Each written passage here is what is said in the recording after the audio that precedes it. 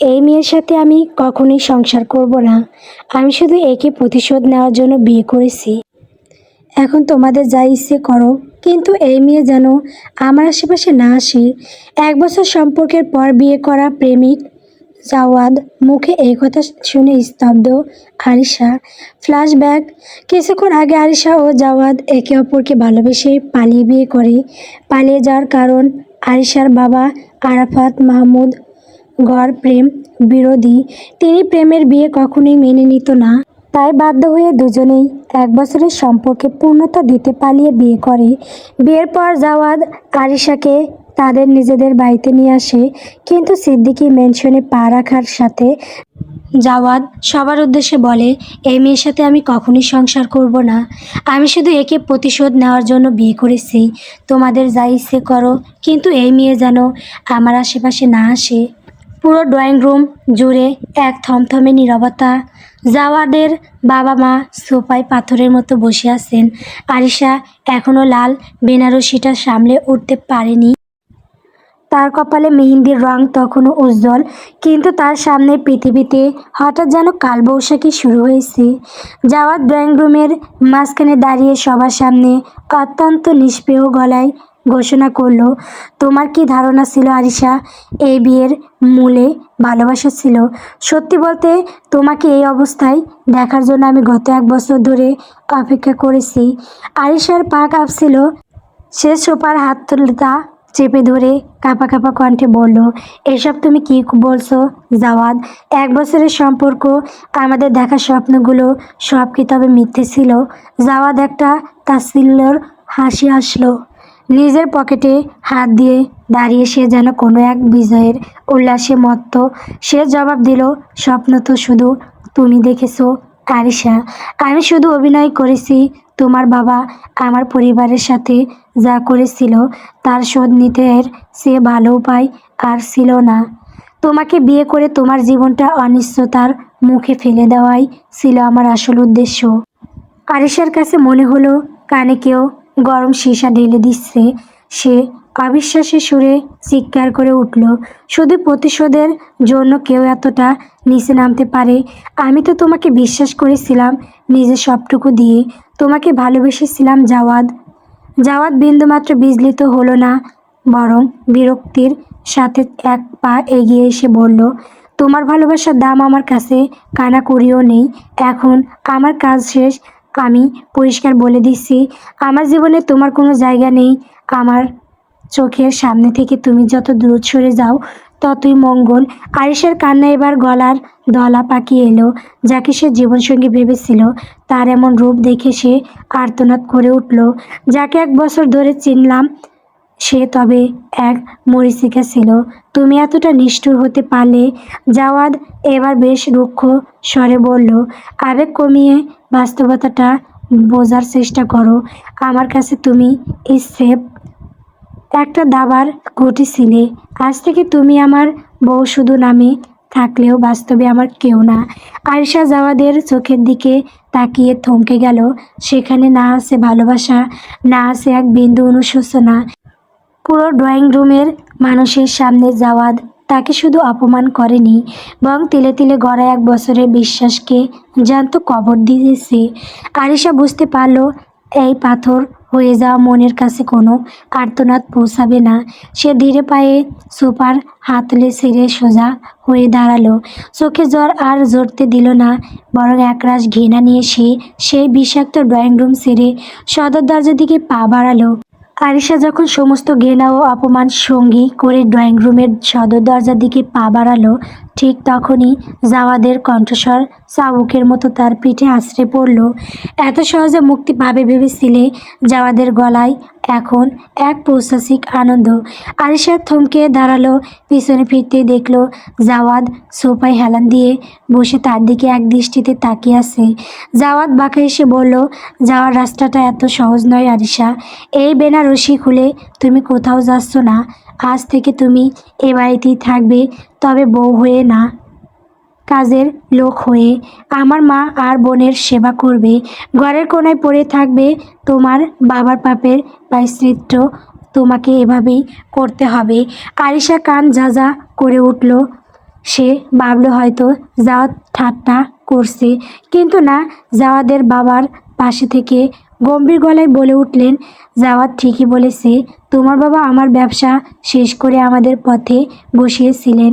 আজ তার মেয়ে আমাদের বাড়িতে দয়া ভিক্ষা করে থাকবে, এটাই তো হওয়া উচিত। আমাদের বাড়ির চাকর বাকরদের ছাঁটাই করে দেওয়া হবে।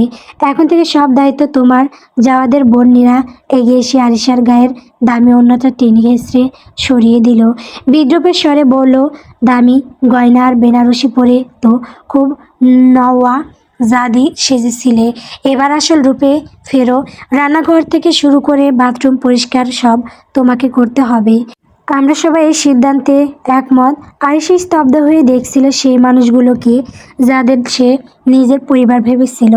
1 বছরের প্রেমে যাওয়ার তাকে কত শত স্বপ্নের কথা বলেছিল, আর আজ তার পুরো পরিবার মিলে তাকে দাসে পরিণত করার শখ করছে। আরিশার বুক ফেটে কান্না আসছিল না, বরং এক চরম বিতৃষ্ণা তাকে গ্রাস করছিল। সে জাওয়াদের দিকে তাকিয়ে শান্ত গলায় বলল, জাওয়াদ, তুমি কি সত্যি মনে করো গায়ের জোরে বা আইন দেখিয়ে কাউকে দাসে পরিণত করা যায়? আমি এই মুহূর্তেই এখান থেকে চলে যেতে পারি।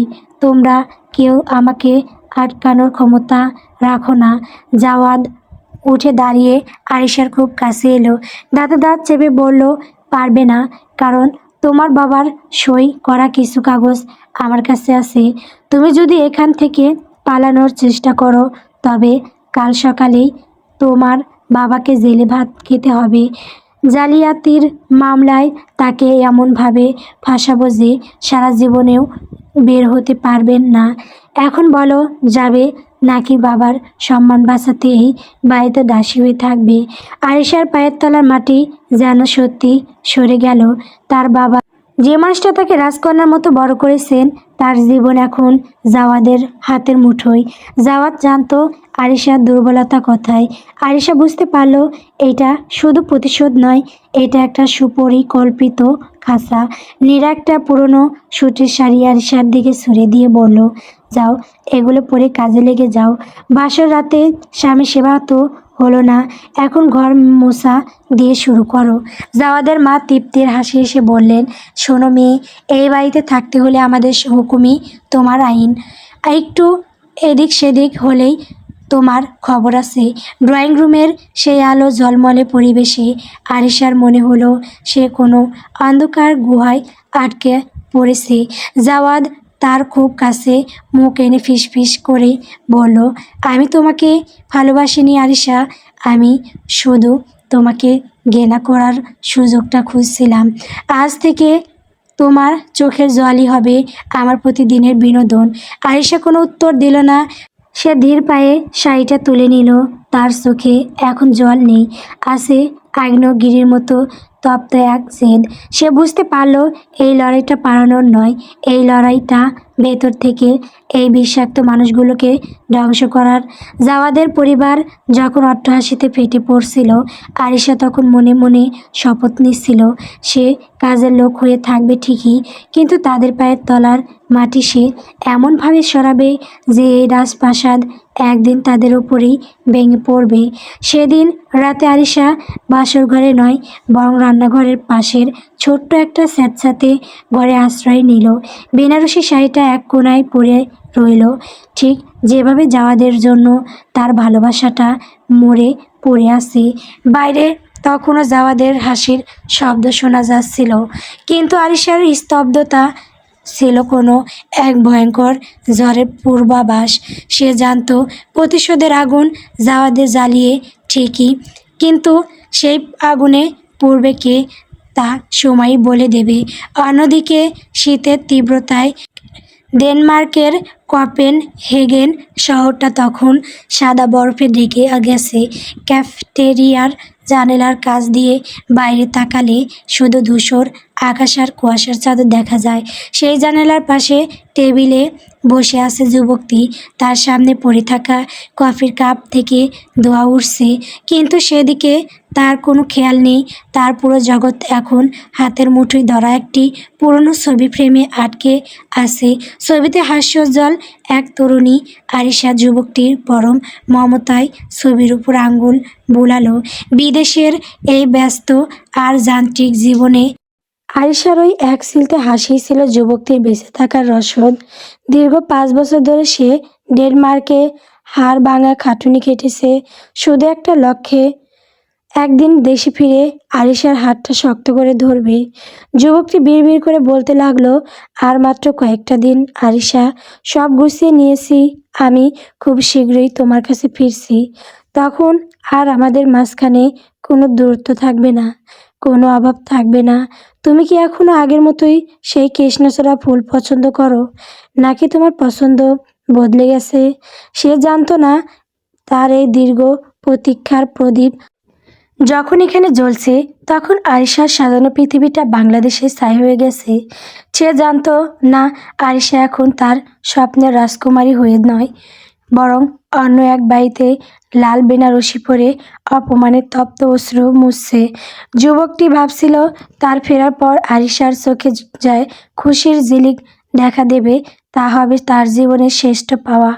সিদ্দিকী মেনশনে সেই স্যাঁতস্যাঁতে ঘরটায় আরিশা যখন মেঝেতে বসেছিল, তখন বাইরের ঘড়িতে রাত 2টোর কাঁটা সুই সুই। তার সারা শরীরে এখনো বিয়ের গয়নাগুলোর ভার, কিন্তু মনের ভেতর যে পাথরটা চেপে বসেছে তার ভার এই গয়নার চেয়েও 1000 গুণ বেশি। দরজায় হঠাৎ লাথির শব্দ শুনে আয়েশা চমকে উঠল। দরজা ঠেলে জাওয়াদ ভেতরে ঢুকলো। তার হাতে একটা পানির গ্লাস। জাওয়াদ তার সিল্লোর সাথে গ্লাসটা আরিশার দিকে এগিয়ে দিয়ে বলল, খুব তো ভাব দেখালে ড্রয়িং রুমে। এখন এই পানিটা খেয়ে গলা ভিজিয়ে নাও, কারণ কাল সকাল 5টা থেকে তোমাকে পুরো বাড়ির কাজ শুরু করতে হবে। কাজের লোকের দেরি হওয়া আমি একদম পছন্দ করি না। আরিশা গ্লাসটার দিকে না তাকিয়েই শান্ত গলায় জানালো, যে মানুষটা নিজের ভালোবাসাকে বিক্রি করে দিতে পারে তার হাতের পানি বিষের সমান। ওটা তোমার কাছেই রাখো জাওয়াদ। জাওয়াদ গ্লাসের পানিটা আরিশার মুখের ওপর ছিটিয়ে দিল। আরিশা চোখ বন্ধ করে নিল। জাওয়াদ তার খুব কাছে এসে শার্টের হাতা গুটিয়ে বলল, ভালোবাসা, ওই শব্দটা আমার সামনে আর উচ্চারণ করবে না আরিশা। তোমার বাবা আমার বাবাকে অপদস্থ করে যখন ব্যবসা থেকে সরিয়ে দিয়েছিল, তখন কোথায় ছিল তোমার ভালোবাসা? আজ তুমি এখানে কোনো রাজকুমারী নও, তুমি একজন অপরাধীর মেয়ে যে তার বাবার পাপের বোঝা বইতে এসেছে। আরিশা ভিজে যাওয়া মুখটা শাড়ির আঁচল দিয়ে মুছে নিয়ে বলল, বাবা যদি কোনো অন্যায় করে থাকেন তবে তার বিচার আইন করবে, কিন্তু তুমি যা করছো জাওয়াদ, সেটা কাপুরুষতা। একটা মেয়েকে মিথ্যে প্রেমের জালে ফাঁসিয়ে বিয়ে করে এনে দাসী বানানো, এটা কোনো প্রতিশোধ হতে পারে না। জাদ হো হো করে হেসে উঠল। আইন? আইন তো এখন আমার পকেটে আরিশা। তোমার বাবার সই করা ওই জালিয়াতির কাগজগুলো একবার থানায় গেলেই ওনার বাকি জীবনটা শ্রীঘরে কাটবে। তাই বেশি কথা না বলে চুপচাপ থাকো, নইলে কাল সকালে তোমার বাবা গ্রেপ্তারি পরোয়ানা তোমার হাতে পৌঁছে দেব। জাওয়াদ ঘর থেকে বের হওয়ার সময় দরজায় তালা মেরে দিয়ে বলল, শুভ বাসর রাত আরিশা মাহমুদ। পরদিন ভোর 5টায় নীরার কর্কশ ডাকে আরিশার ঘুম ভাঙল। নীরা এক বালতি ময়লা পানি নিয়ে এসে আরিশার ঘরের সামনে দাঁড়িয়ে বলল, এই যে মহারানী, উঠুন, ড্রয়িং রুম আর বারান্দা মোছা দিয়ে কাজ শুরু করো। আর শোনো, কাজের সময়ও বেনারসি পরে ঢং করবে না। কাল যে শাড়িটা দিয়েছি ওটা পরে বের হও। আরিশা কোনো কথা না বলে সুতির শাড়িটা পরে কাজে নেমে পড়ল। সারা বাড়ি মেজে মুছতে মুছতে তার হাত লাল হয়ে গেল। জাওয়াদের মা সোফায় বসে চা খেতে খেতে আদেশের সুরে বলল, মেঝেতে যেন কোনো দাগ না থাকে। আর জাওয়াদ যখন নাস্তা করতে আসবে তখন তাকে যেন কোনোভাবেই তোমার এই মরা মুখটা দেখতে না হয়, পর্দা আড়ালে থাকবে। ঠিক তখনই জাওয়াদ নিচে নেমে আসলো। তার চোখে মুখে এক ধরনের তৃপ্তি। সে আরিশাকে মেজে মুছতে দেখে এক অদ্ভুত আনন্দ পেল। সে আরিশার মোছা মেজের ওপর দিয়ে জুতো পরে হেঁটে গিয়ে ডাইনিং টেবিলে বসলো। আরিশা আবার সেই জায়গাটা মুছতে শুরু করলো। জাওয়াদ নাস্তা করতে করতে তার বোনকে বলল, নীরা, আজ থেকে আরিশাকে কোনো ফোন ব্যবহার করতে দেবে না। বাইরের জগতের সাথে ওর সব যোগাযোগ বিচ্ছিন্ন। আরিশা হঠাৎ দাঁড়িয়ে পড়ে বলল, কেন? আমি আবার বাবার সাথে কথা বলতে পারবো না কেন? জাওয়াদ ডাইনিং টেবিল থেকে উঠে এসে আরিশার খুব কাছে দাঁড়িয়ে বলল, কারণ তোমার বাবা জানুক তুমি জাওয়াদ সিদ্দিকীর সাথে সুখে আছো। যদি সে জানে যে তার মেয়ে আমার বাড়িতে ঝাড়ু দিচ্ছে, তবে হয়তো হার্ট অ্যাটাক করে মরেই যাবে। তুমি কি সেটা চাও? আরিশা স্তব্ধ হয়ে রইল। জাওয়াদের প্রতিটি কথা বিস্মা খানো তীরের মতো তার বুকে বিঁধছিল। সে বুঝল জাওয়াদ তাকে মানসিকভাবে তিলে তিলে মারতে চায়। অন্যদিকে ডেনমার্কের কপেন হেগেনে তখন সকাল। যুবকটি, যার নাম আরহাম শাহরিয়ার, সে ব্যাগ গোছাতে ব্যস্ত। তার চোখে মুখে দেশে ফেরার ব্যাকুলতা। সে তার বন্ধুকে ফোন করে বলল, দোস্ত, আমি আগামী সকালেই টিকিট কেটে ফেলেছি। আরিশাকে সারপ্রাইজ দেব। ও ভাবতেই পারবে না যে আমি এত তাড়াতাড়ি ফিরব। বন্ধু হাসি মুখে জানালো, দারুণ খবর আরহাম। আরিশা ভাবিও নিশ্চয়ই তোমার জন্য অপেক্ষা করছে। 5 বছর পর দেখা হবে, ভাবতেই ভালো লাগছে। আরহাম ছবির ফ্রেমটা ব্যাগে ঢোকাতে ঢোকাতে ভাবল, আরে মাত্র কয়েক ঘন্টা। আরিশা, আমি আসছি তোমার সব কষ্টের অবসান ঘটাতে। বাংলাদেশে বেলা বাড়ার সাথে সাথে আরিশার ওপর অত্যাচারের মাত্রা বাড়তে লাগলো। যাদের মা রান্নাঘরে এসে আরিশাকে বলল, আজ আমাদের কিছু বিশেষ গেস্ট আসবে, 10 পদের রান্না তোমাকে একাই করতে হবে। আর মনে রেখো, খাবারের লবণের হেরফের হলে তোমাকে আজ সারা রাত না খাইয়ে রাখা হবে। আরিশা রান্না করতে করতে ঘামছিল। তার নরম হাতগুলো আগুনের তাপে লাল হয়ে গেছে। হঠাৎ জাওয়াদের বোন নীরা এসে তার পিঠে একটা ধাক্কা দিয়ে বলল, তাড়াতাড়ি করো, জাওয়াদ ভাইয়া ওর নতুন এক বন্ধুর সাথে আসছে। তোমার মতো কুৎসিত কাউকে যেন তারা না দেখে। বিকেলে জাওয়াদ তার বন্ধুদের নিয়ে ড্রয়িং রুমে আড্ডা দিচ্ছিল। আরিশাকে ট্রে হাতে চা পৌঁছে দিতে হলো। সে ঘুমটা দিয়ে মুখ ঢেকে ট্রে নিয়ে গেল। জাওয়াদের এক বন্ধু কৌতূহলী হয়ে জিজ্ঞেস করলো, জাওয়াদ, নতুন কাজের লোক নিয়েছিস নাকি? চেহারা তো দেখা যাচ্ছে না। জাওয়াদ একটা বাঁকা হাসি দিয়ে বলল, হ্যাঁ, বিশেষ এক কাজের লোক, খুব দামি, তাই একটু সামলে রাখি। বন্ধুদের হাসাহাসির মাঝখানে আরিশার মনে হলো সে মাটির সাথে মিশে যাচ্ছে। রাত যখন 10টা, গেস্টরা চলে যাওয়ার পর আরিশা যখন হাঁড়ি পাতিল মাজছিল, জাওয়াদ রান্নাঘরে আসলো। সে আরিশার খুব কাছে এসে বলল, কেমন লাগছে আরিশা, তোমার সেই স্বপ্নের রাজকুমার আজ তোমার প্রভু? কেমন লাগছে দাসী হতে? আরিশা মাজনিটা রেখে সোজা হয়ে দাঁড়ালো। তার চোখে এখন আগুনের শিখা। সে জানালো, তুমি আমাকে যতই নিচু দেখানোর চেষ্টা করো জাওয়াদ, আমার মনটাকে তুমি কিনতে পারোনি। তুমি আজ যা করছো তার বিচার ওপরওয়ালা করবেন। জাওয়াদ আরিশার গাল শক্ত করে চেপে ধরলো। সে জানালো, বিচার? বিচার তো আমি করছি আরিশা। তোমার বাবা আমার বাবাকে যে অপমান করেছিল, আজ তুমি সেই অপমানের সুদে আসলে মিটিয়ে দিচ্ছ। আরিশা যন্ত্রণায় কুঁকড়ে গিয়ে বলল, বাবা যদি ভুল করে থাকেন, তবে তুমি কেনই কই ভুল করছো জাওয়াদ? তুমিও তো একজন অপরাধী হয়ে যাচ্ছ। জাওয়াদ তাকে এক ধাক্কায় সরিয়ে দিয়ে বলল, আমি অপরাধী কি না সেটা সময় বলবে। এখন যাও, আমার রুমের সব ফাইলগুলো গুছিয়ে রাখো। আর মনে রেখো, আমার পারমিশন ছাড়া ঘুমানোর কথা ভাববেও না। রাত 12টায় আরিশা যখন জাওয়াদের স্টাডি রুমে ফাইল গুছাচ্ছিল, তখন সে একটা ডায়েরি দেখতে পেল। ডায়েরির পাতায় পাতায় তার আর জাওয়াদের প্রেমের দিনগুলোর কথা লেখা। জাওয়াদ একদিন লিখেছিল, আরিশা ছাড়া আমার জীবন অর্থহীন। আরিশার চোখ দিয়ে এক ফোঁটা জল ডায়েরির পাতার পড়ল। হঠাৎ জাওয়াদ ঘরে ঢুকে ডায়েরিটা আরিশার হাতে থেকে কেড়ে নিল। সে রাগে চিৎকার করে বলল, এটি স্পর্শ করার সাহস কে দিল তোমাকে? এগুলো সব মিথ্যে ছিল আরিশা, মিথ্যে। সে ডায়েরিটা আরিশার সামনেই ছিঁড়ে টুকরো টুকরো করে ফেলল। আরিশা শান্ত গলায় জানালো, কাগজ ছিঁড়লে স্মৃতি মোছা যায় না জাওয়াদ। তুমি আমাকে যত ঘৃণা করো, আমি জানি তোমার হৃদয়ের কোনো এক কোণে এখনো সেই পুরনো জাওয়াদ বেঁচে আছে। জাওয়াদ তার গলা চেপে ধরে বলল, সেই জাওয়াদ মরে গেছে যেদিন আমার বাবা রাস্তায় দাঁড়িয়ে অপমানিত হয়েছিলেন। এখন যাও আমার চোখের সামনে থেকে। আরিশা তার স্যাঁতস্যাঁতে ঘরে ফিরে আসলো। সে জানালার বাইরে আকাশের দিকে তাকিয়ে মনে মনে আরহামকে ডাকলো। যদিও সে জানে না আরহাম এখন কোথায়, কিন্তু তার অবচেতন মন বলছিল কেউ একজন আসছে তার এই অন্ধকার জগৎ থেকে উদ্ধার করতে। পরদিন সকাল কোপেনহেগেন থেকে আরহাম ফ্ল্যাট ঢাকার উদ্দেশ্যে রওনা দিল।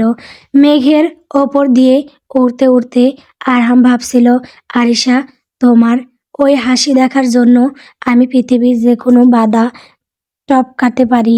আমি আসছি। অন্যদিকে আরিশা তখন সিদ্দিকী ম্যানশনের উঠানে ঝাড়ু দিচ্ছিল।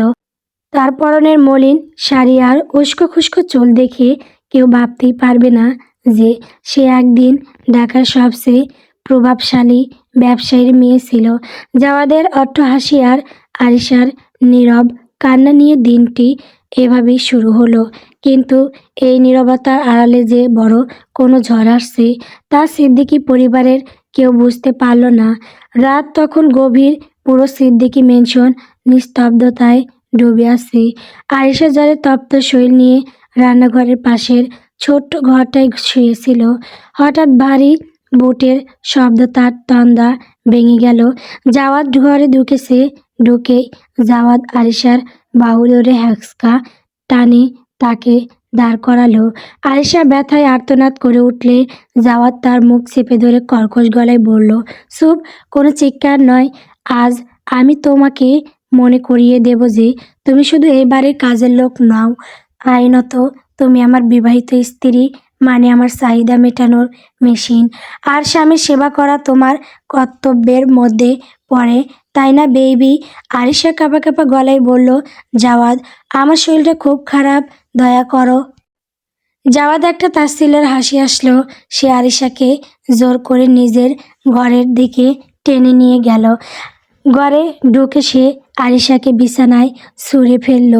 আরিশা চোখের জল তখন বাদ মানছে না। কিন্তু জাওয়াদের হৃদয়ে আজ ভালোবাসার কোনো স্থান নেই, সেখানে কেবল প্রতিশোধের বিষ। সে আরিশার খুব কাছে এসে তার শাড়ির আঁচলটা রুক্ষভাবে সরিয়ে দিল। আরিশা নিজেকে বাঁচানোর চেষ্টা করলে জাওয়াদ তার দুই হাত মাথার উপর শক্ত করে চেপে ধরল। তার স্পর্শে কোনো মমতা ছিল না, ছিল কেবল অধিকার ফলানোর এক নিষ্ঠুর জেদ। জাওয়াদ আরিশার কানের কাছে মুখ নিয়ে ফিসফিস করে বলল, তোমার বাবা যখন আমার পরিবারকে পথে বসিয়েছিল তখন তিনি কি আমাদের যন্ত্রণার কথা ভেবেছিলেন? আজ আমি তোমার শরীরের প্রতিটা ইঞ্চি থেকে সেই অপমানের শোধ নেব। আজ রাতে তুমি আরিশা মাহমুদ নও, তুমি কেবল আমার লালসার শিকার। পুরোটা সময় জাওয়াদ অত্যন্ত রুক্ষ আচরণ করল। আরিশার কান্নায় তার মন গলেনি, বরং সে যেন আরিশার অসহায়ত্ব উপভোগ করছিল। প্রতিটি চুম্বনে ছিল ঘৃণা, আর প্রতিটি স্পর্শে ছিল অপমানের ছাপ। 1 বছরের সম্পর্কে যে মানুষটা আরিশাকে ফুলের মতো আগলে রাখত, আজ সেই মানুষটাই তাকে পশুর মতো ব্যবহার করছে।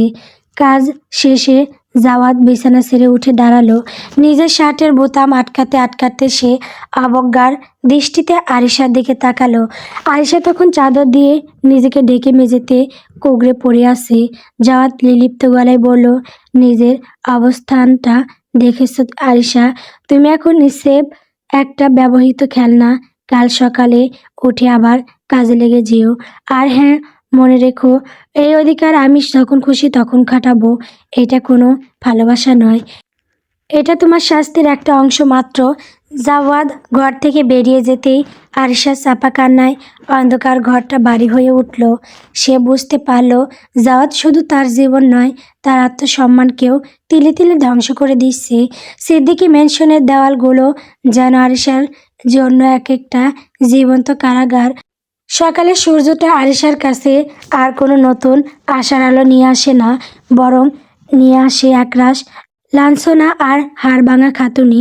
শরীরটা গত রাতের জ্বরে খানিকটা তপ্ত হয়ে আছে, কিন্তু তাতে কার কি এসে যায়। এ বাড়িতে তো সে এখন মানুষ নয়, কেবলই একটা জড় বস্তু। তানিয়ার সিঁড়ি দিয়ে নামতে নামতে কর্কশ গলায় চিৎকার করে উঠল, ওই আরিশা, কালকের এঁটো বাসনগুলো এখনো কেন পরিষ্কার হয়নি? ডাইনিং টেবিলটা এখনো তেল তেল হয়ে আছে। তোর কি হাত চলে না নাকি? শুধু বাপের টাকার গরমে বসে থাকা শিখেছিলি? আরিশা রান্নাঘর থেকে বেরিয়ে এসে ধীর গলায় বলল, তানিয়া, কাল অনেক রাত পর্যন্ত জাওয়াদের স্টাডি রুম পরিষ্কার করেছি, কাজগুলো করতে একটু সময় লাগবে। তানিয়া এগিয়ে এসে আরিশার চুল মুছড়ে ধরল, দাঁতে দাঁত চেপে বলল, তানিয়া নয়, তানিয়া আপু বলবি। এবারে ছোট বড় সবাই এখন তোর মালিক। আর কাজের অজুহাত দিবি না। 5 মিনিটের মধ্যে ডাইনিং টেবিল চকচকে না হলে তোর কপালে দুঃখ আছে। আরিশা ব্যথায় চোখ বুজে নিল। তার নরম হাতে এখন বড় বড় ফসকা পড়েছে। যে হাতে বাবা কোনোদিন পানির গ্লাস পর্যন্ত তুলতে দেননি, সেই হাত আজ সাবান আর সোডার ঘর্ষণে ফ্যাকাশে হয়ে গেছে। টেবিল মুছতে মুছতে তার মাথাটা চক্কর দিয়ে উঠল। হঠাৎ পায়ের কাছে জাওয়াদের দামি জুতো জোড়া এসে থামলো। জাওয়াদ তার সুগন্ধি ছড়িয়ে দাঁড়িয়ে আছে, হাতে একটা চাবুক সদৃশ্য বেল্ট। সে বেল্টটা দিয়ে আরিশার হাতের ওপর মৃদু টোকা দিয়ে বলল, খুব কষ্ট হচ্ছে আরিশা, আজ তো তোমার বাসর রাতের সাজে থাকার কথা ছিল, তাই না? কিন্তু দেখো বিধাতার কি খেলা, বাসর ঘরে ফুলের বদলে তোমার হাতে এখন এটো মাজার বাসন। কেমন লাগছে আমার রাজপ্রাসাদের রানী হতে? আরিশা মাথা নিচু করে রইল, কোনো উত্তর দিল না। জাওয়াদ তার চিবুকটা শক্ত করে চেপে ধরল, যাতে সে তার চোখের দিকে তাকাতে বাধ্য হয়। উত্তর দাও আরিশা, আমি যখন কথা বলবো তখন নিচের দিকে তাকিয়ে থাকবে না। আমি তোমাকে যথেষ্ট আরাম দিচ্ছি না? আরিশা ধরা গলায় বলল। জাওয়াদ, ভালোবাসা যখন ঘৃণায় রূপ নেয় তখন সেই মানুষটার অস্তিত্ব বিষাক্ত হয়ে যায়। তুমি আমাকে কষ্ট দিয়ে শান্তি পাচ্ছ তো? তবে তাই হোক, আমার শরীরের জখম হয়তো শুকিয়ে যাবে, কিন্তু তোমার এই নিষ্ঠুরতা তুমি কোনোদিন ভুলতে পারবে না। জাওয়াদের সোয়াল শক্ত হয়ে গেল। সে আরিশাকে ধাক্কা দিয়ে সরিয়ে দিল। তর্ক করার সাহস এখনো আছে দেখছি। মা, আরিশা দুপুরে খাবার বন্ধ, ও আজ বাড়ির পেছনের বাগানে আগাছা পরিষ্কার করবে। রোদে পুড়ে ও যেন বুঝতে পারে আরিশা মাহমুদ এখন কে। জাওয়াদের মা তৃপ্তির হাসি আসলেন, ঠিক বলেছিস বাবা, ওর বাপের অহংকার ভাঙতে হলে ওকে রোদে পোড়ানোই দরকার। দুপুরের গনগনে রোদে আরিশা বাগানে বসে ঘাস কাটছিল। মাথার উপর সূর্যটা যেন আগুন ঢালছে, তার সাদা চামড়া লাল হয়ে জ্বলছে যাচ্ছে। তৃষ্ণায় গলা শুকিয়ে কাঠ হয়ে গেছে, কিন্তু এক ডোক জল দেওয়ার মতো কেউ নেই। জাওয়াদের বাবা বারান্দায় বসে আরাম করে চা খাচ্ছিলেন আর আর চোখে আরিশার কষ্ট দেখছিলেন। এটাই যেন ওনার দীর্ঘদিনের লালিত প্রতিশোধে পূর্ণতা। হঠাৎ আরিশার জ্ঞান হারিয়ে ঘাসের উপর লুটিয়ে পড়ল, কিন্তু কারে মনে মায়া জাগলো না। নীরা এসে বালতি ভর্তি পানি আরিশার গায়ে ঢেলে দিল। এই যে ঢং শুরু হয়ে গেছে, উঠ, কাজ শেষ না করে এখানে শোয়া যাবে না। কোপেনহেগেন থেকে দীর্ঘ পথ পাড়ি দিয়ে আরহাম যখন ঢাকার মাটিতে পা রাখল তখন তার বুকটা দুরু দুরু কাঁপছিল। এয়ারপোর্টের বাইরে আসতেই ব্যবসা গরম আর ধুলোবালি তাকে অভ্যর্থনা জানালো, কিন্তু আরহামের মনে পড়ে আছে অন্য কোথাও। সে একটা ট্যাক্সি নিয়ে সোজা তার অস্থায়ী ডেয়ার দিকে রওনা দিল। ট্যাক্সির জানালার বাইরে তাকিয়ে সে ভাবছিল আরিশার কথা। সে ভাবছিল কাল সকালেই সে আরিশাদের বাড়িতে যাবে। আরিশার বাবা আরাফাত সাহেব তাকে খুব পছন্দ করতেন, তবে আরহামের আর্থিক অবস্থা তখন ভালো ছিল না বলে সে বিয়েতে রাজি ছিল না। আর সে স্বাবলম্বী, আর সে আরিশার হাত ধরার যোগ্যতা রাখে। আরহাম বিড়বিড় করে বলল, আরিশা, আমি আসছি। তুমি জানো না তোমার এই 5 বছরের দূরত্ব আমাকে কতটা পুড়িয়েছে। এবার আমি তোমাকে আর হাতছাড়া করব না।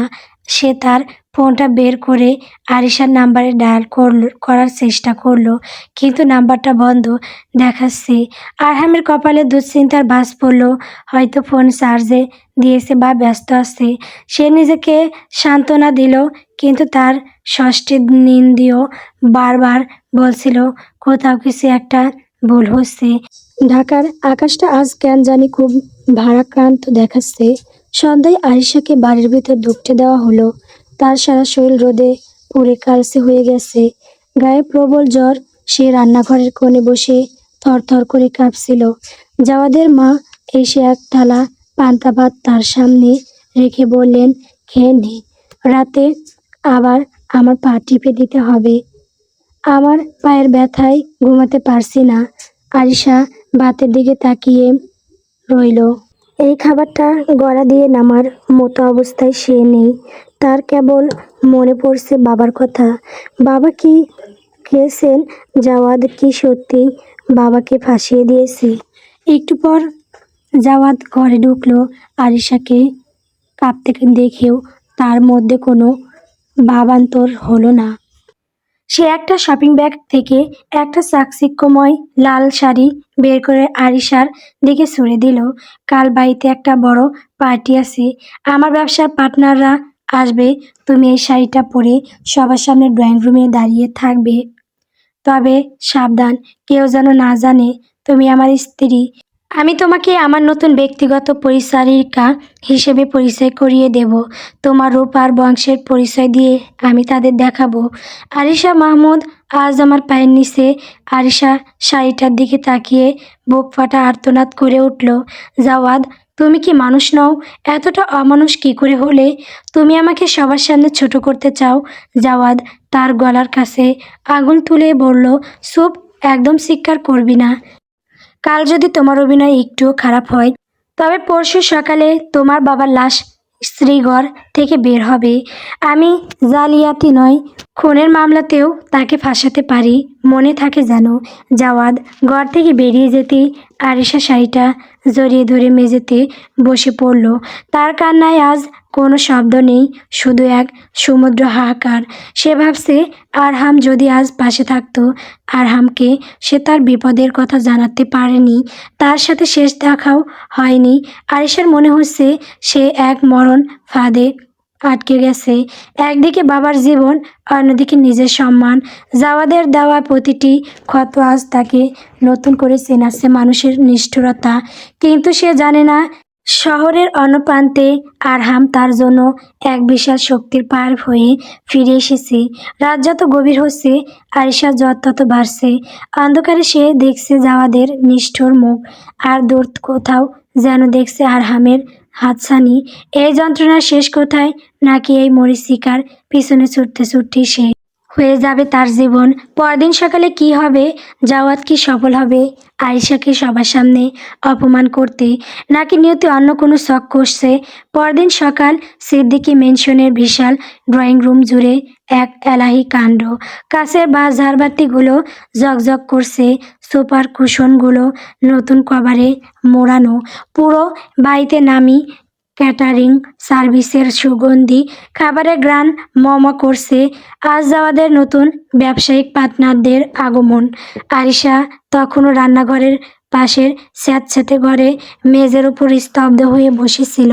গতরাতে তীব্র অপমান, পশুর মতো আচরণ আর শরীরের সেই দগদগে ক্ষতগুলো এখনও তাজা। জাওয়াদ তাকে যেভাবে ব্যবহার করেছে তা মনে পড়লে তার পুরো শরীর ঘৃণায় শিউরে ওঠে। গায়ের জ্বরটা কমেনি, বরং চোখের নিচের কালো দাগগুলো আরও স্পষ্ট হয়েছে। হঠাৎ করেই দরজা ঠেলে ভেতরে ঢুকলো জাওয়াদের বোন তানিয়া। তার হাতে সেই লাল জকটকে শাড়িটা। আরিশার দিকে ওটা ছুঁড়ে দিয়ে সে নাক ছিটকে বলল, কিরে, এখন এই ভিখারিনীর মতো বসে আছিস? ভাইয়া যে শাড়িটা দিয়েছিল ওটা পর জলদি, গেস্টরা চলে এসেছে প্রায়। আরিশা শাড়িটার দিকে তাকিয়ে শূন্য গলায় বলল, তানিয়া, আমার শরীরটা খুব খারাপ, আমি কি আজ ঘরে থাকতে পারি না? আমি কোনো গেস্টের সামনে যাব না। তানিয়া কোমরে হাত দিয়ে দাঁড়িয়ে চিবিয়ে চিবিয়ে বলল, আহারে আমার নবাবজাদি, ঘরে থাকবে মানে? ভাইয়া তোকে এই শাড়িটা এমনি এমনি দেয়নি। আজ বড় বড় বিজনেসম্যানদের সামনে তোকে সাজিয়ে দাঁড় করিয়ে রাখা হবে, যাতে সবাই বোঝে আরাফাত মাহমুদের অহংকারী মেয়ে আজ আমাদের পায়ের জুতো। বেশি নাকামি না করে 10 মিনিটের মধ্যে ড্রয়িং রুমে আয়। আরিশা কোনো উত্তর দিল না। সে বোঝে এই পাথরের দেওয়ালে মাথা খুঁড়ে লাভ নেই। কাঁপা কাঁপা হাতে সে লাল শাড়িটা পরে নিল। আয়নায় নিজের দিকে তাকিয়ে তার নিজেকেই চিনতে কষ্ট হচ্ছিল। লাল শাড়িতে আজ কোনো বধূর রূপ নেই, আছে এক বন্দিনীর মরণ কামড়। ড্রয়িং রুমে তখন 4-5 জন নামী ব্যবসায়ী জাওয়াদের সাথে সোফায় বসে হাসাহাসি করছেন। জাওয়াদের বাবা একপাশে বসে তাদের সাথে চোরট ফুঁকছেন। জাওয়াদ একটা দামি স্যুট পরে সবার মাঝে মদ্যমণি হয়ে বসে আছে। ঠিক তখনই আরিশা ধীর পায়ে ড্রয়িং রুমে এসে দাঁড়ালো। তাকে দেখে জাওয়াদের এক পার্টনার মিস্টার রহমান চোখ বড় বড় করে বললেন, বাহ জাওয়াদ, তোমার চয়েস তো দারুণ। এই মেয়েটিকে একে তো ঠিক কাজের লোক বলে মনে হচ্ছে না, বেশ রাজকীয় চেহারা তো। জাওয়াদ একটা তাচ্ছিল্যর হাসি এসে আরিশার দিকে তাকালো। তার চোখে সেই চেনা পৈশাচিক আনন্দ।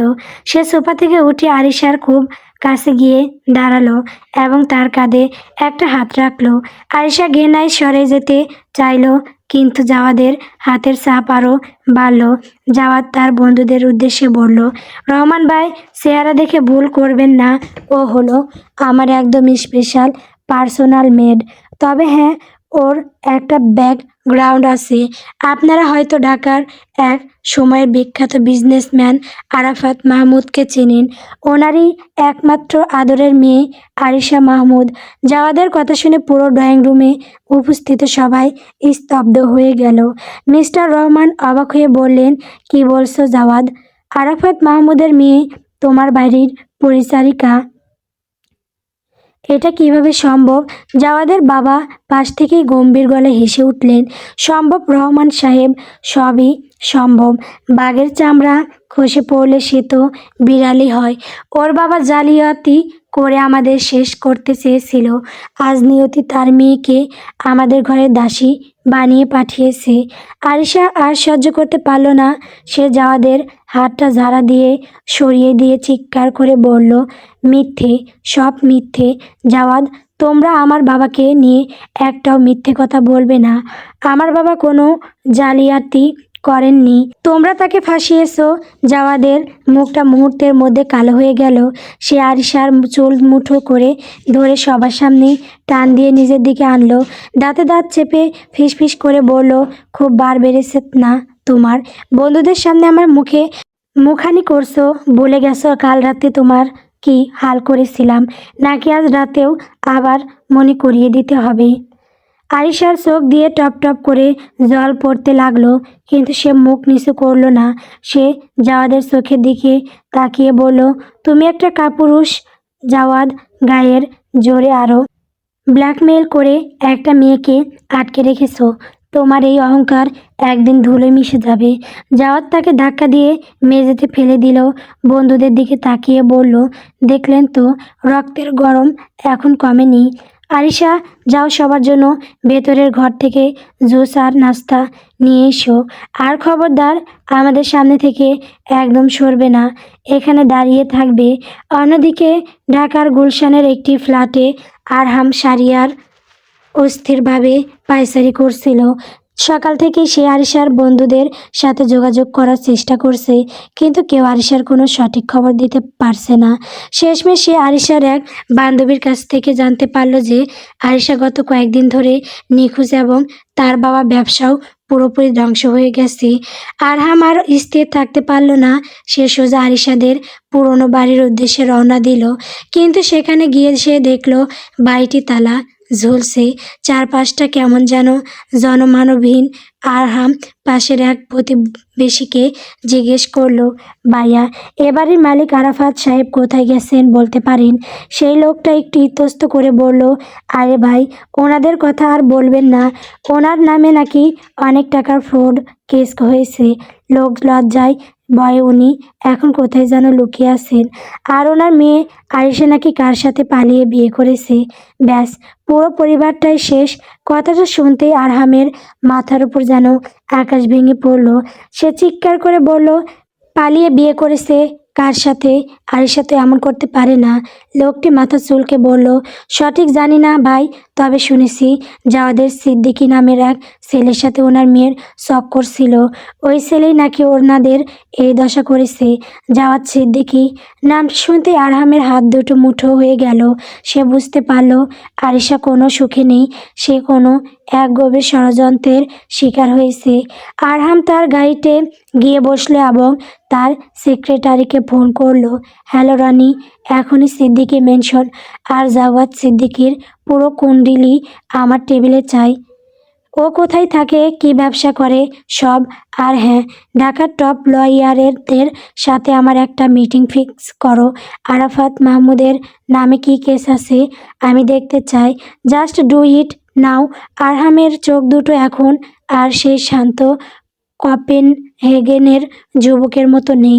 সেখানে এখন জ্বলছে আরিশাকে উদ্ধার করার এবং অপরাধীদের ধ্বংস করার এক তীব্র জেদ। বিকেলে সিদ্দিকী মেনশনের পার্টি শেষ হলো। গেস্টরা চলে যাওয়ার পর ড্রয়িং রুমটা যেন আরও বেশি বিষাক্ত হয়ে উঠল। আরিশা তখনও সেই লাল শাড়ি পরে এক কোণে দাঁড়িয়ে কাঁপছিল। তার পা দুটো আর সায় দিচ্ছিল না। জাওয়াদের মা তৃপ্তির ঢেকুর তুলে বললেন, জাওয়াদ, আজ তোর বন্ধুদের সামনে মেয়েটাকে যা সাইজ করলি না, আমার কলিজাটা ঠান্ডা হয়ে গেছে। এবার একে এই শাড়ি খুলতে বল। রান্নাঘরে রাতের রান্না, অনেক কাজ বাকি। জাওয়াদ সোফার পা তুলে বসে আরিশার দিকে তাকিয়ে একটা সিগারেট ধরালো। দোয়াটা আরিশার মুখের ওপর ছেড়ে বলল, কিরে আরিশা, খুব তো তেজ দেখাচ্ছিলি রহমান ভাইয়ের সামনে, এখন তেজ কোথায় গেল? আরিশা শান্ত কিন্তু দীর্ঘ গলায় বলল, জেদ এখনো মরেনি জাওয়াদ। তুমি আমাকে যত বেশি আঘাত করবে আমার ভেতরে ঘৃণা তত বেশি শক্তিশালী হবে। আমি শুধু সেই দিনের অপেক্ষায় আছি যেদিন তোমার এই পুরো পরিবার রাস্তায় এসে দাঁড়াবে। জাওয়াদ হা হা করে হেসে উঠল, রাস্তায় দাঁড়াবো আমরা? তুমি আসলে একটা বোকা মেয়ে আরিশা। এই জাওয়াদ সিদ্দিকী কাউকে ভয় পায় না। নীরা, ওকে নিয়ে যা। আজ রাতে ও যেন একটু না ঘুমায়। পুরো বাড়ির সব পাপোশ আর চাদর ধুয়ে সাফ করবে ও। নীরা এগিয়ে এসে আরিশার হাত ধরে টানতে টানতে নিয়ে গেল। আরিশা আর বাধা দিল না। সে জানে এই অন্ধকারের পরেই আলো আসে। সে মনে মনে শুধু একজনের কথাই ভাবছিল, আরহাম। সে বিড়বিড় করে বলল, আরহাম, তুমি যেখানেই থাকো একবার এসে আমাকে এই নরক থেকে নিয়ে যাও। আমি আর পারছি না। তানিয়া আরিশাকে টানতে টানতে বাড়ির পিছনের ওয়াশরুমে নিয়ে গিয়ে এক গাদা নোংরা চাদর, পর্দার কাপড় আর বাড়ি পাপোশ সামনে ছুঁড়ে দিল। এই নাও মহারানী, তোমার রাতের ডিউটি। একটা কাপড়েও যেন দাগ না থাকে। সব ধুয়ে উঠোনে শুকাতে দেবে, তারপর ঘুমানোর কথা ভাববে। তানিয়া ঠোঁট বাঁকিয়ে আসলো। আরিশা অবশ্য হাত দুটো দিয়ে একটা ভারী চাদর টেনে নিল। ঠান্ডা পানি আর ডিটারজেন্টের তীব্র ক্ষারে তার ফসকা পড়া হাতগুলো যেন আগুনে পুড়ে যার মতো জ্বলতে লাগলো। চোখে জল টপ টপ করে বালতির ফেনা মেশানো পানিতে গিয়ে পড়ছিল। গতরাতে জাওয়াদের সেই পাশবিক আচরণ আর তার বিষাক্ত কণ্ঠস্বর আরিশার মগজে হাতুড়ির মতো পিটাচ্ছিল। তুমি এখন ইচ্ছে একটা ব্যবহৃত খেলনা। সে ফুপিয়ে উঠে বিড়বিড় করলো, আল্লাহ, আমি কি অপরাধ করেছিলাম? ভালো তো বেসেছিলাম জাওয়াদকে। একটা বছর ধরে যে মানুষটা আমার ছায়াকেও আগলে রাখতো, সে এতটা পৌঁছাছেই কিভাবে হতে পারে? ঠিক তখনই ওয়াশরুমের দরজার এসে দাঁড়ালো জাওয়াদ। শার্টের হাতা দুটো কোনোই পর্যন্ত গোটানো, চোখে ঠান্ডা ক্রূরতা। সে আরিশার এই বিধ্বস্ত রূপটা দাঁড়িয়ে দাঁড়িয়ে উপভোগ করছিল। ধীর পায়ে এগিয়ে এসে সে আরিশার ভেজা চুলের মুঠি ধরে মাথাটা পিছনের দিকে হেলে দিল। কি হলো আরিশা, কাঁদছো কেন? চোখের জল ফেললে কি পোষের ময়লা পরিষ্কার হবে, নাকি তোমার এই কান্নার আওয়াজ দিয়ে তোমার বাবাকে জেল থেকে বাঁচানোর চেষ্টা করছো? জাওয়াদ চিবিয়ে চিবিয়ে বলল। আরিশা যন্ত্রণায় চোখ বন্ধ করে বলল, জাওয়াদ, দোহাই তোমার, মানুষের চামড়া পরে আর কতদিন এই পশুর মতো আচরণ করবে? তুমি কি একটুও শান্ত হওনি? আমাকে এভাবে তিলে তিলে শেষ করে। জাওয়াদ আরিশার গালটা শক্ত করে চেপে ধরে মুখটা তার খুব কাছে নিয়ে এলো। তার নিঃশ্বাসে তামাকের কটু গন্ধ। শান্ত। আরাফাত মাহমুদের অহংকার যেদিন মাটিতে মিশবে, ওনার মেয়ে যেদিন আমার পায়ে ধুলো হয়ে থাকবে, সেদিন আমি শান্ত হব, তার আগে নয়। মনে রেখো আরিশা, প্রতিটা রাত যেমন তোমার শরীর আর আত্মসম্মান আমার কাছে বন্দি, প্রতিটা দিনও তো ঠিক তেমনই তোমার এই দাসী জীবন আমার হুকুমের গোলাম। কথাটা শেষ করেই জাওয়াদ আরিশাকে মেজের ওপর এক ঝটকায় ফেলে দিল। আরিশার কপালটা ওয়াশরুমের কলের সাথে লেগে কেটে গেল এবং সামান্য রক্ত বের হতে লাগলো।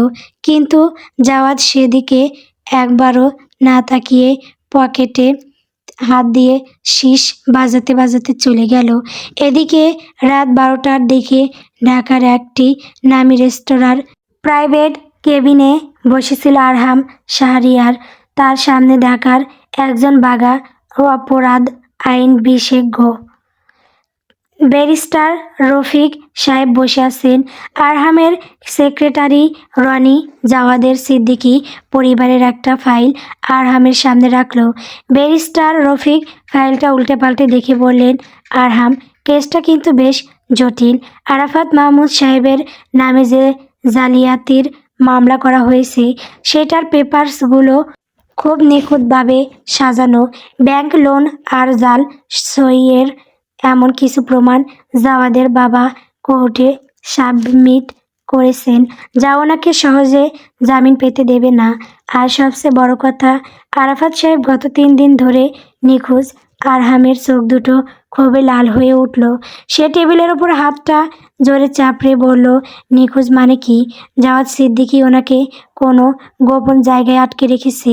আমি জাওয়াদকে চিনি না, কিন্তু ওর এই নোংরা চাল আমি বুঝতে পারছি। রফিক ভাই, টাকার কোনো চিন্তা করবেন না। ডেনমার্কের আমার পুরো বিজনেস আমি যেভাবে হোল্ড করি, এখানেও আমি আমার সব ক্ষমতা খাটাতে রাজি। আমাকে শুধু আরিশা আর ওর বাবার খোঁজ এনে দিন। রনি পাশ থেকে বলল, স্যার, আমি জাওয়াদের বাড়ির ওপর নজর রাখার লোক লাগিয়েছি। সিদ্দিকী মেনশনের ভেতরে কি হচ্ছে কাল দুপুরের মধ্যে আমার সব ইনফরমেশন পেয়ে যাব। তবে একটা খবর পেয়েছি, জাওয়াদ নাকি দিন কয়েক আগে একটা মেয়েকে জোর করে ফুস নিয়ে বিয়ে করে বাড়িতে এনেছে। আরহামের বুকের ভেতরটা এক মুহূর্ত ফাঁকা হয়ে গেল। সে সোফা ছেড়ে উঠে দাঁড়িয়ে রনির কলার চেপে ধরল। কি বললি? কাকে বিয়ে করেছে? রনি আমতা আমতা করে বলল, সঠিক নামটা এখনো জানতে পারিনি স্যার, তবে মেয়েটা নাকি ওনাদের বাড়িতেই আছে। কেউ বলছে ওটা কাজের লোক, আবার কেউ বলছে ওটাই আরাফাতের সাহেবের মেয়ে। আরহামের হাত দুটো কাঁপতে লাগলো। আরিশা, তার আরিশা আজ অন্য কারো বাড়িতে, তাও আবার এই প্রতারক জাওয়াদের খাঁচায়। 5টা বছর ধরে যে মানুষটার পবিত্র স্মৃতি বুকে নিয়ে সে বিদেশের মাটিতে দিনরাত এক করে টাকা কামিয়েছে, আর সেই মেয়েটা কারোর লালসা আর প্রতিশোধের শিকার হচ্ছে। আরহাম জানালার কাছ দিয়ে বাইরের অন্ধকার ঢাকার দিকে তাকালো। তার সোয়াল শক্ত হয়ে উঠল। মনে মনে সে এক ভয়াবহ প্রতিজ্ঞা করল, জাওয়াদ সিদ্দিকী, তুমি আরিশার গায়ে যদি একটা আঁচড়ও কেটে থাকো, তবে এই আরহাম শাহরিয়ার তোমার পুরো সাম্রাজ্যকে জীবন্ত করবর দেবে। ডেনমার্কের আরহামকে তোমরা চেনোনি, এবার চিনবে। পরদিন ভোর 4টে আরিশা কোনো মতে সমস্ত চাদর আর পাপোশ ধুয়ে উঠোনে মেলে দিয়ে নিজের স্যাঁতস্যাঁতে ঘরে এসে মেঝেতে শুয়ে পড়ল। হাত পা কাঁপছে, কপালে জমে থাকা রক্তটা শুকিয়ে শক্ত হয়ে গেছে। খিদে আর ক্লান্তিতে তার চোখ বুজে আসছিল। ঠিক তখনই সকালের আলো ফোটার আগেই জাওয়াদের মা তৃপ্তি সিদ্দিকী দরজায় এসে লাথি মারলেন। ওই আরিশা, ওর সকালে নাস্তার জন্য আটা মাখতে হবে। জাওয়াদ 8টায় অফিসে যাবে, দেরি হলে তোর পিঠের চামড়া থাকবে না। আরিশা চোখ মেলল, তার চোখ দিয়ে আর জল বের হচ্ছে না, সব জল যেন শুকিয়ে গেছে। সে ধীর পায়ে উঠে দাঁড়ালো। তার ভেতরের অসহায় মেয়েটা যেন আজ রাতে মরে গেছে। সেখানে জন্ম নিয়েছে এক জ্বলন্ত আগ্নেয়গিরি।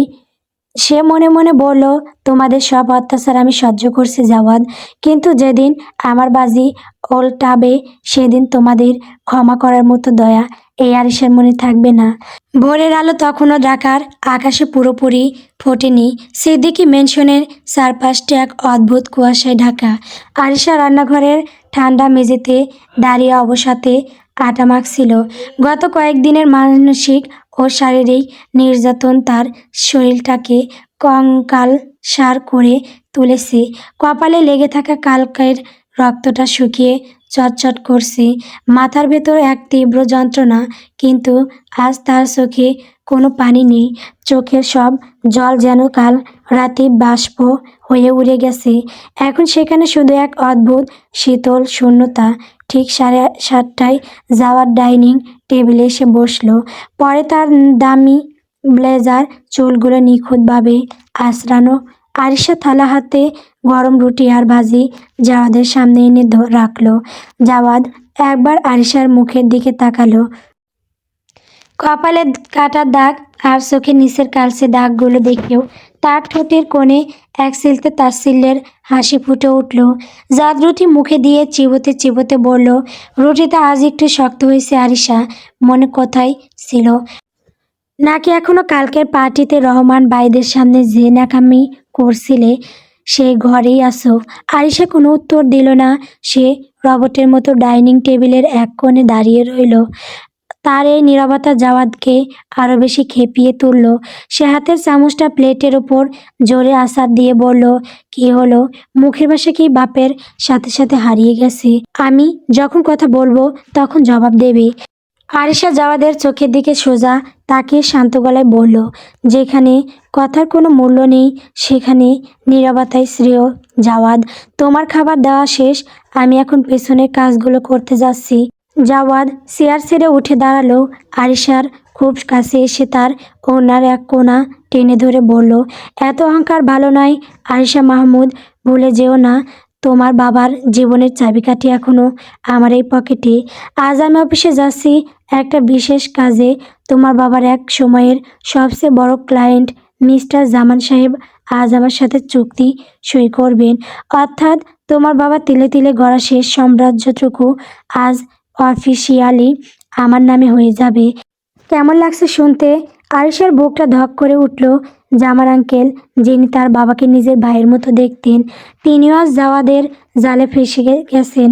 আরিশা নিজের আবেগ নিয়ন্ত্রণ করে বলল, কাগজে সই নিলেই মালিক হওয়া যায় না জাওয়াদ।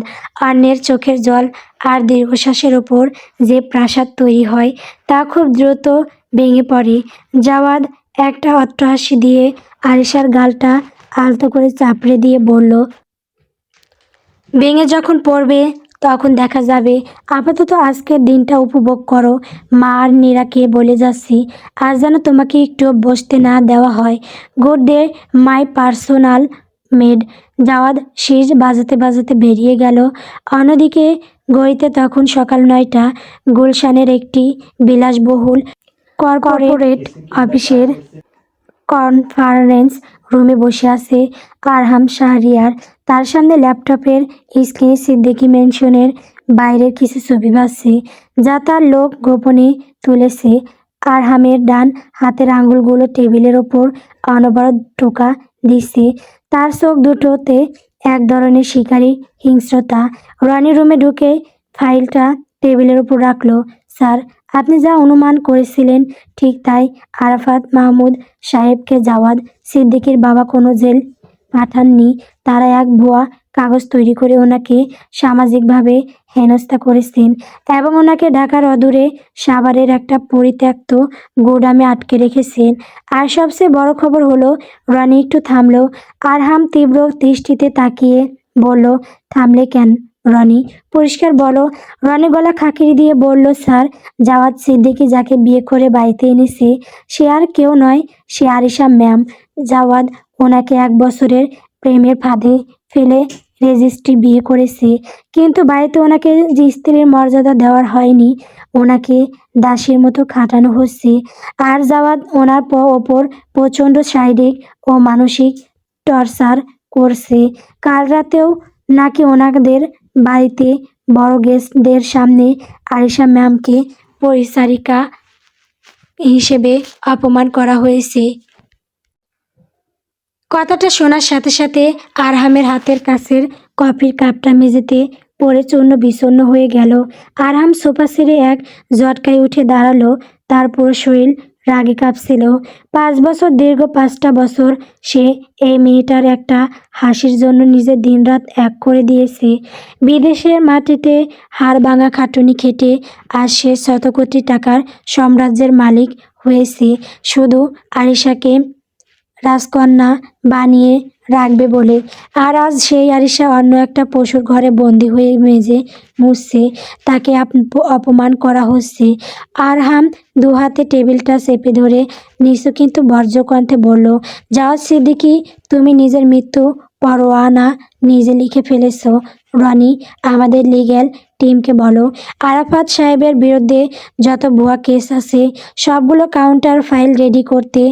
আর আমাদের সিকিউরিটি টিমকে বলো আজ রাতের মধ্যে সাভারের ওই গুদাম থেকে আরাফাত সাহেবকে উদ্ধার করতে হবে। ওনার একটা চুলও যেন নষ্ট না হয়। রনি বলল, আর আরিশা ম্যাম, ওনাকে কি এখনই ওখান থেকে বের করে আনবো?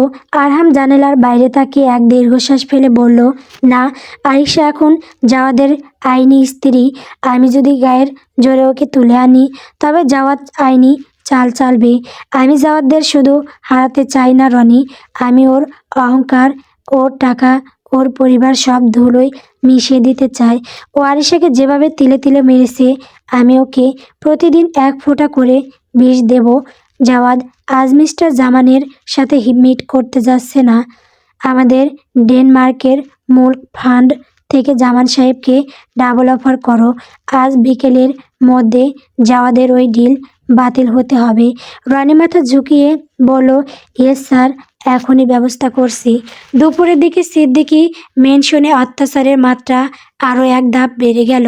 জাওয়াদের মা তৃপ্তি সিদ্দিকী ড্রয়িং রুমের সোফায় বসে পায়ের ওপর পা তুলে আরিশাকে ডাকলেন, ওই আরিশা, এদিকে আয়। আরিশা রান্নাঘর থেকে হাত মুছতে মুছতে এলো। বলুন। তৃপ্তি দেবী একটা নোংরা বাটি আরিশার দিকে এগিয়ে দিয়ে বললেন, তানিয়ার রুমের বাথরুমের পাইপটা জ্যাম হয়ে গেছে, ময়লা পানি উপসে পড়ছে, তো এখনই গিয়ে ওটা হাত দিয়ে পরিষ্কার কর। কোনো ঝাড়ুদার ডাকার দরকার নেই। ঘরের চাকর থাকতে বাইরের লোককে টাকা দেব কেন? আরিশা স্তব্ধ হয়ে দাঁড়িয়ে রইল। সে মাথা নিচু করে বলল, মা, আমি ঘরের বাকি সব কাজ করব, কিন্তু ওটা আমি পারবো না। পাশ থেকে তানিয়া চিপস চিবোতে চিবোতে এগিয়ে এলো। সে আরিশার পিঠে একটা সজোরে ধাক্কা মেরে বলল, পারবো না মানে কি রে? তোর বাপের কি এখনো লাখ টাকা আছে যে তুই নবাবজাদি সেজে থাকবি? ভাইয়া তোকে পরিষ্কার বলে দিয়েছে না, এবারে সব নোংরা তোকে সাফ করতে হবে। যা বলছি কর, নইলে এখনই ভাইয়াকে ফোন করে তোর বাপের জেলের মেয়াদ বাড়িয়ে দেব। আরিশা আর কোনো কথা বলল না। তার চোখের কোণ দিয়ে 1 ফোঁটা জল গড়িয়ে পড়ল। সে ধীর পায়ে তানিয়ার রুমের দিকে চলে গেল। নিজের হাত দুটো দিয়ে যখন সে নোংরা পানি পরিষ্কার করছিল তখন তার মনে হচ্ছিল এই পৃথিবীর সব আলো যেন নিভে গেছে। জাওয়াদ তাকে ভালোবাসার নামে যে নরকে এনে দাঁড় করিয়েছে সেখান থেকে মুক্তির কোনো পথ সে দেখছে না। কাজ শেষ করে আরিশা যখন নিচে নেমে এলো তখন দুপুর গড়িয়ে বিকেল হতে চলেছে। তার সারা শরীর থেকে দুর্গন্ধ বের হচ্ছিল। নীরা এসে তাকে একটা পুরো সুতির শাড়ি ছুঁড়ে দিয়ে বলল, যা কলপারে গিয়ে ধুয়ে আয়। আর হ্যাঁ, আজ রাতে ভাইয়ার জন্য বিশেষ রান্না করতে হবে। ভাইয়া আজ একটা মস্ত বড় বিজনেস ডিল সাইন করে ফিরছে। ওনার মুড যেন খারাপ না হয়। বিকেল 5টা, জাওয়াদের অফিসের কেবিনে এক ঝড় বয়ে যাচ্ছিল। জাওয়াদ টেবিলের উপর থাকা সব ফাইল ছুঁড়ে ফেলে দিয়ে তার সেক্রেটারির উপর চিৎকার করছিল, কি বললি তুই? মিস্টার জামান আমাদের ডিল ক্যান্সেল করে দিয়েছেন। কিন্তু কেন? সব তো ফাইনাল ছিল।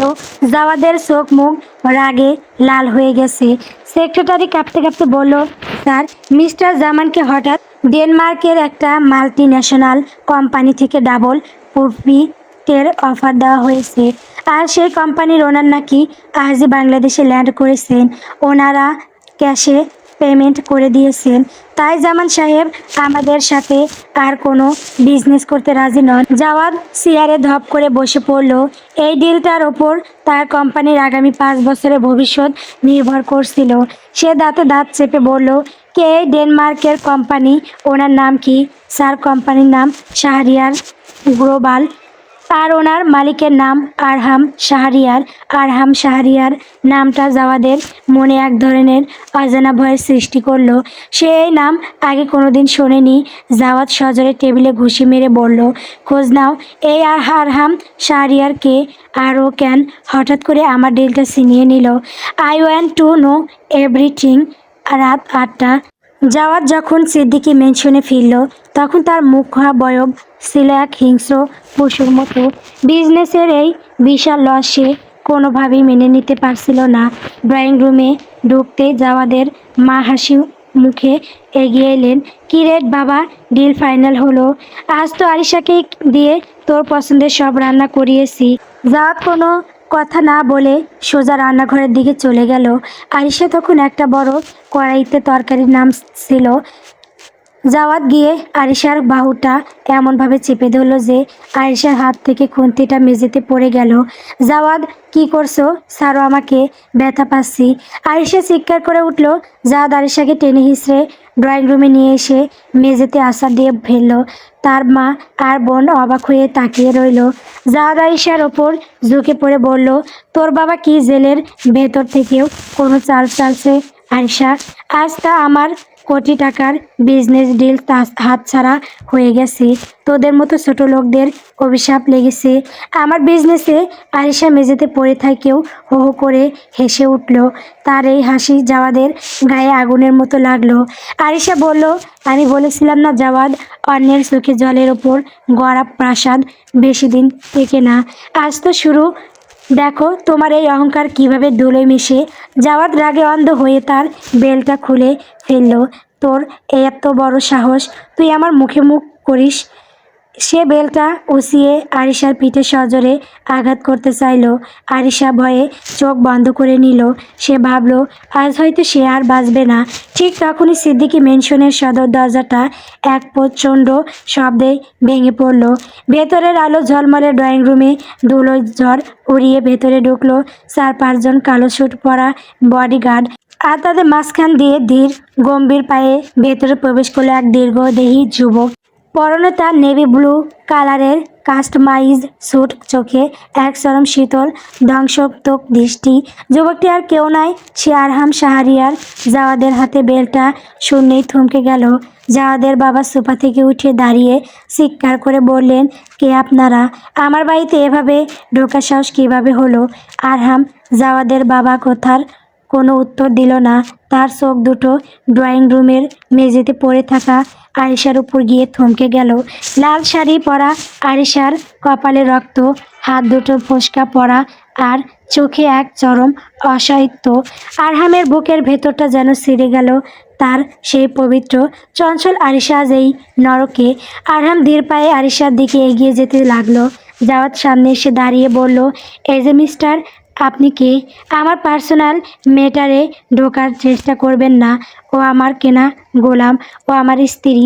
আরহাম জাওয়াদের দিকে তাকালো। সেই দৃষ্টিতে এত তীব্র ঘৃণা ছিল যে জাওয়াদ অবচেতনভাবেই এক পা পিছিয়ে গেল।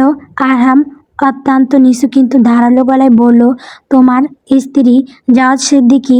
আজ থেকে ঠিক 24টা ঘন্টা পর তুমি এই বাড়িতে থাকার যোগ্যতাও হারাবে। আরও কার স্ত্রী সেটা সময় বলে দেবে। আরহাম আরিশার সামনে গিয়ে হাঁটু গেড়ে বসলো। তার চোখ দুটো আজ প্রথমবার সজল হয়ে উঠল। সে পরম মমতায় আরিশার কপালে হাত দিতে চাইল, কিন্তু আরিশা ভয়ে কিছুটা পিছিয়ে গেল। সে এখনও আরহামকে চিনতে পারছে না, কারণ 5 বছর আগে সেই সাধারণ আরহাম আর আজকের এই ক্ষমতাধর আরহামের মধ্যে আকাশ পাতাল তফাৎ। আরহাম ধীর গলায় বলল, ভয় পেও না আরিশা, আমি এসে গেছি।